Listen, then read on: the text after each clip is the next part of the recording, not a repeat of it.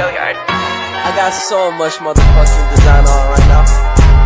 Break it down, bring it back, make it clap. I got 3 old thoughts, new block, where that day. Bitches on my line, and you know.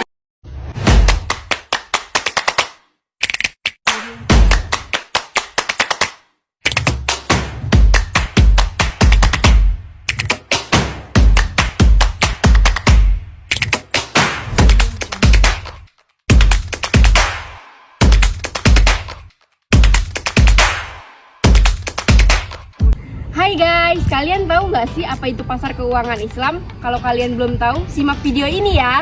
Di sini saya akan menjelaskan mengenai pengertian pasar keuangan Islam. Lutfi memaparkan bahwa pasar keuangan merupakan bagian inti fungsi perbankan dalam menyediakan fasilitas penandaan agar menyesuaikan laporan dalam jangka waktu yang pendek.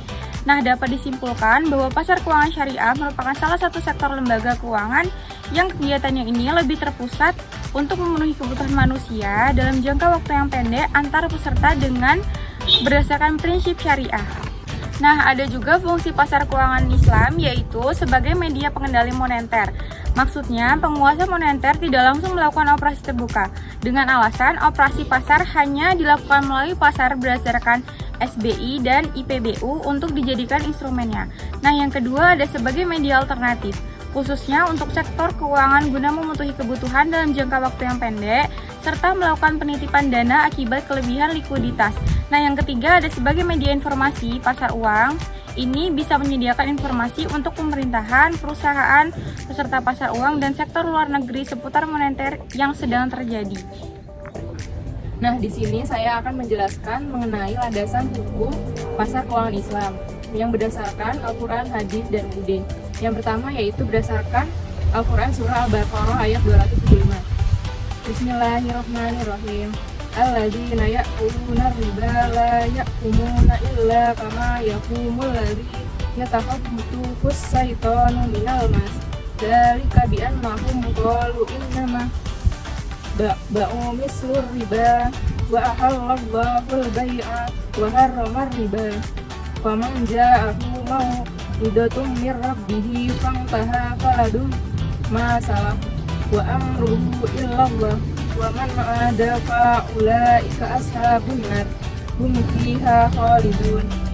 Yang artinya, orang-orang yang memakan riba tidak dapat berdiri, melainkan seperti berdirinya orang yang kemasukan setan karena gila. Yang demikian itu karena mereka berkata bahwa jual beli sama dengan riba. Padahal Allah telah menghalalkan jual beli dan mengharamkan riba. Barang siapa mendapat peringatan dari Tuhannya, lalu dia berhenti, maka apa yang telah diperolehnya dahulu menjadi miliknya, dan urusannya atau terserah kepada Allah.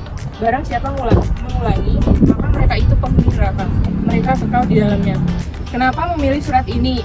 Karena dalam Quran Surat Al-Baqarah ayat 275 memperingatkan bahaya riba. Di dalam pasar keuangan Islam menegaskan bahwa riba dilarang keras dalam Islam karena dapat merugikan masyarakat. Yang kedua, berdasarkan hadis. Hadis riwayat Muslim, Tirmizi, An-Nasai, Abu Daud, dan Ibnu Majah dari Abu Hurairah. Rasulullah SAW melarang jual beli yang mengandung gharar. Yang ketiga, berdasarkan undang-undang yaitu A. Pasar modal syariah antara lain Fatwa DSN MUI nomor 32/DSN MUI /9/2002 tentang obligasi syariah. Yang B. Pasar uang syariah. Kebijakan mengenai pasar uang syariah berdasarkan pada Peraturan Bank Indonesia nomor 10/36/PBI/2008 tanggal 10 Desember 2008 tentang operasi moneter syariah. Jadi di sini saya akan menjelaskan tentang macam-macam pasar keuangan Islam. Macam-macamnya itu ada dua. Yang pertama, pasar modal syariah. Pasar modal syariah merupakan kegiatan yang bersangkutan dengan penawaran umum dan perdagangan efek, serta lembaga dan profesi yang berkaitan dengan efek harus berdasarkan dengan prinsip syariah. Di dalam pasar modal syariah meliputi yang pertama saham syariah, suku, dan reksadana syariah.